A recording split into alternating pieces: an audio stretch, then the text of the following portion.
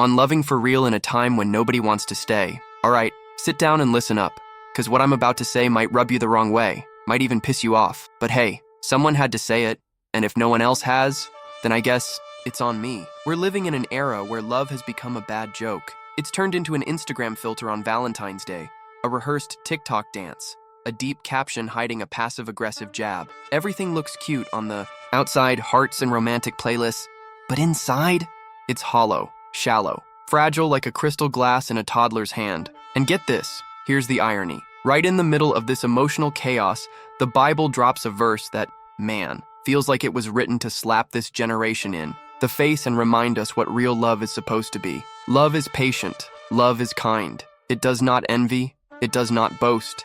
It is not proud. It does not dishonor others. It is not self-seeking. It is not easily angered. It keeps no record of wrongs. Love does not delight in evil, but rejoices with the truth. It always protects, always trusts, always hopes, always perseveres. 1 Corinthians 13:4-7. Shocking, huh? Because this right here, my dude, my girl, this ain't the kind of love they're selling out there. This is a whole different thing. It's deep, it's heavy, it's hard, it's uncomfortable as hell. And that is exactly why no one wants to deal with it anymore. Let's be real.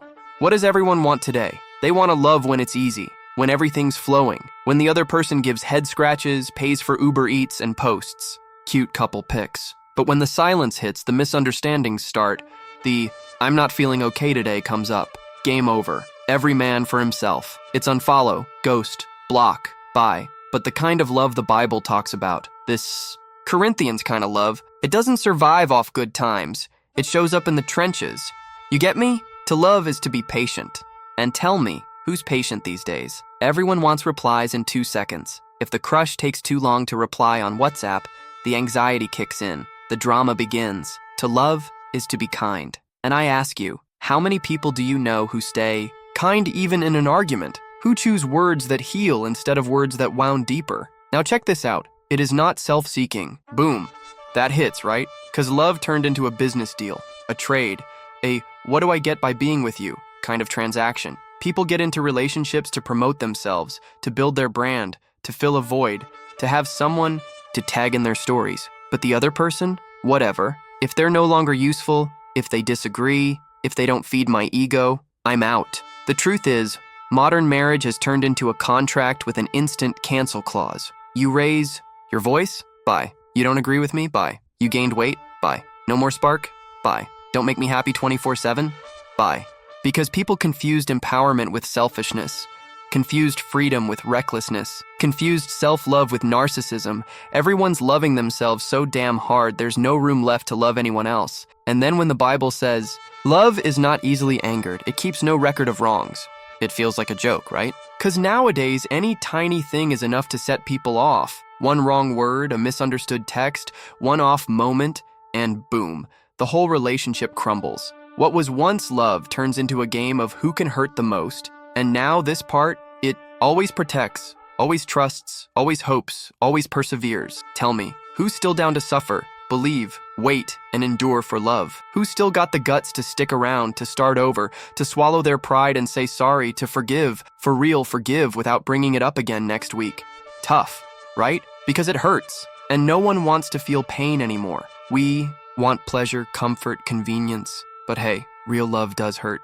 It's about sacrificing, giving in, staying strong when everything around you says walk away. It's about still believing, even when the other person screws up, even when the magic fades, even when the body changes, the moods shift. Life hits hard. And let me be crystal clear, this ain't some speech telling you to stay in a toxic relationship, okay? This is for those who want to live a real love story, not a fake fairy tale edited for Instagram, because the love the Bible teaches, that's grown-up stuff. That's for people who know relationships aren't an amusement park. They're a building, site, brick by brick, day by day. And there'll be days when you want to run. There'll be weeks when the love feels dead, but you'll stay. You'll water it. You'll talk. You'll forgive. You'll love again and again and again. Because love isn't just about feelings. It's a choice, a decision. It's making it work even when nothing seems to be working. So now look in the mirror and tell me, do you want real love, or do you just want someone to adore you while you keep loving only yourself? If what you want is that margarine commercial, love, the one that disappears at the first sign of trouble, then maybe don't even start. 'Cause the 1 Corinthians love, it's not trendy, it's not cute just for captions. It's raw, it's tough, it demands, but it's the only kind that's worth it. And if you still believe in that kind of love, even with the world calling it stupid, outdated, a trap, then maybe, just maybe, there's still hope for your generation. Rethink your definition of love. Reevaluate your actions in your relationship and stop waiting for a fairy tale.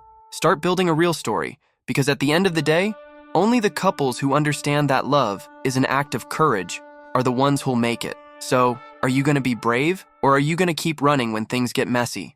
It's your call. But real love, that one, it doesn't run, it stays, it fights, it grows, even in chaos, even in silence, even when everything inside you screams, give up, now go, and love right.